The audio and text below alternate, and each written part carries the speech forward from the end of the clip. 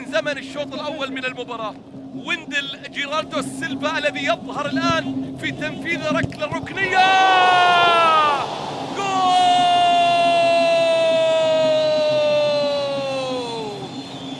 في الدقيقة 22 من زمن الشوط الأول من المباراة.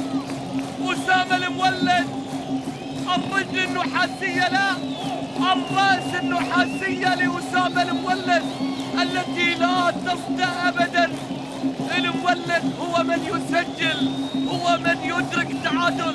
شوف الإعادة على طول من ركنية ويندل إلى الرأس النحاسية، إلى الرأس النحاسية على طول، بيحطها في المرمى في الدقيقة 22 من زمن الشوط الأول من المباراة.